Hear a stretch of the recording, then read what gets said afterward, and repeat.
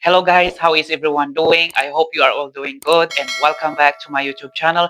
Once again, if you are new to this channel, please welcome, and of course to our new subscribers, returning subscribers, hello! Shout out to all of you.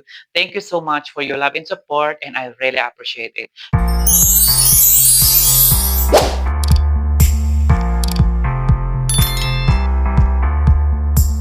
And for today's video, mag-unboxing ako at syempre unboxing ko itong in-order ko through online, which is, alam nyo na, it's a traditional biscuits. Ayan. So, mahilig ako sa mga biscuits at nakita ko kasi sa online na parang maganda siya. So, interesado akong matry kasi ito ay traditional biscuits. So, let's see if how does it look like. So, ito yung packaging niya. Ayan. So, ganyan siya. Yan, maganda yung pagka-package niya. Gusto ko kasi secure talaga yung laman sa loob. Yan, makapal yung bubble wrap niya compared sa previous na unboxing ko, which is ang bubble wrap niya is manipis lang siya. So, medyo hindi maganda yung texture ng biscuits. Which is ito, ay tingnan natin sa loob, which is maganda yung pagka-package niya. Gustong-gusto ko, secure talaga yung product sa loob. Ayan. So, most especially that this is a biscuits. Ayan. So, i-try natin buksan at tingnan natin kung sakto lang ba dun sa nakita ko through online. Ayan. So, tingnan nga natin. So, umpisahan na natin. Okay. Ang kapal ng kanya, makapal yung pagka-package na maganda. Gusto ko to. Ayan. Talagang makapal yung... Oh, yan talaga maganda. Double talaga ang wrap niya. May inner, may outer din siya. Tingnan nyo naman guys. Oh. Okay. Gusto ko to. Ayan. Recommended. Oh, ito yung outer na bubble wrap niya. Maganda, di ba? Tapos ito naman yung inner na bubble wrap niya, oh, di ba? Galing. Ito ang gusto kong mangyari doon sa una kong in-order na biscuit. Ito, oh, ang ganda, oh. Tapos, meron pa. Ayan. So, na-bubble wrap pa ulit ng isa pa, oh. Di ba? Triple talaga yung bubble wrap niya. Pero parang fit-fit yung box. Pero okay lang, tingnan nga natin. Importante, yung shape ng biscuit is still okay pa. Ito na, charan! Bali, dalawa in order kong biscuits na to. Kasi mura lang, yan, parang affordable naman siya. At totally, mahilig din naman ako sa biscuit. At perfect talaga na i-partner sa coffee every time na mag-coffee ako. Kailangan ko talaga ng may biscuits. Ayun, naubos na yung biscuits ko. Ayan, oh. Ganyan siya. Ayan. Ayan, okay. So, it's coconut cookies. Coconut cookies, biscuit. Ayan, so traditional siya na biscuit. So, it's quite interesting to try yan. So, ayan. Okay, so dalawa. Alam ko parehas lang sila. Ayan, same lang siya. Ayan, medyo nakuha nga yung box, yung box nga niya medyo pit-pit siya. Hindi ko lang alam. Pero yung wrap, pagkalagay ng bubble wrap niya maganda talaga. Very satisfying.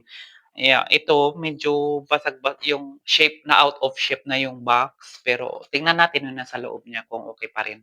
Ayan, so ganyan siya guys. So ganyan siya ang itsura niya.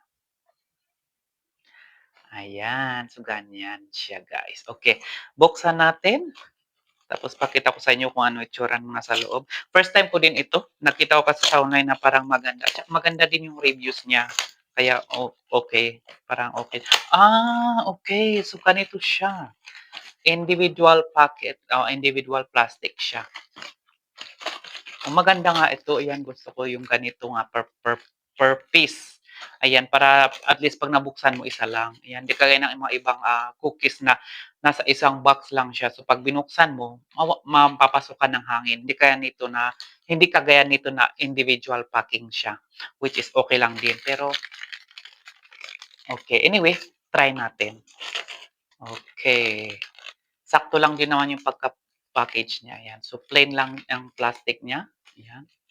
So, try natin. Medyo durog to eh. Ay, ayaw ko to. Medyo durog. Tingnan natin ito. Isa. Ramdam ko kasi parang durog yung pagkakanya. Ayan. Ganyan siya. O, coconut biscuits. Okay. So, ayan. Ganyan siya, guys. Coconut biscuits. Okay, try natin. Mm. Meron tayo meron talaga akong naalala 'pag kinakain ko 'to. Yung bata ako kumakain din kami nito. Anong tawag kasi dun, 'di ko na maalala kung ano yun. Basta yung lasa niya ganito siya, nung bata kami. Pero ewan ko lang kung meron pa ngayon, yung gano'n na kuwan na hindi siya biscuit, parang candy lang siya. Candy ba? Yun. Parang gano'n basta ganito yung lasa niya. Pero maganda rin 'tong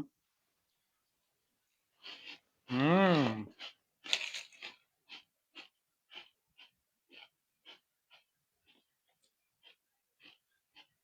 Perfect perfect talaga itong i-partner sa kape, ayan. So, kaya ko na-order, maganda talagang i-partner sa kape ito. Hindi lang naman sa kape, sa tea, coffee, or whatever drink you want to pair with this, yeah.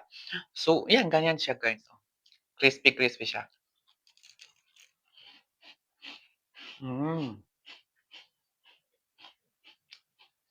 sakto lang yung lasa, hindi siya matamis, saktong-sakto lang, perfect. Saka solid din naman. Um, Yan, buksan tayo ng isa pa. Ito medyo durog 'to, petsa. Ayan, ito na, putol na siya. Ayan, so solid din naman, masarap siya. Hindi gano'n katamis, perfect lang siya sa kape, or I mean to say hindi lang sa kape, ayan. Hmm. Ang maganda dito hindi siya matigas. Once kinagat mo siya medyo mag-break siya agad. Oh, yan. Would you like to try as well this one? Yeah. Comment down below kung ano naman ang favorite niyong traditional biscuits. Ayan, dito kasi sa Malaysia, ang traditional biscuit is ito. Ayan, so siyempre hindi ko pa na-try before, so gusto ko lang i-try. Talagang kailangan talaga ng panula, hindi puwedeng wala. Well, anyway, that's it for today, guys. So thank you so much for watching, and please don't forget to share, like, comments, and subscribe for more food finds. Yeah, so thank you and God bless to all. Bye for now.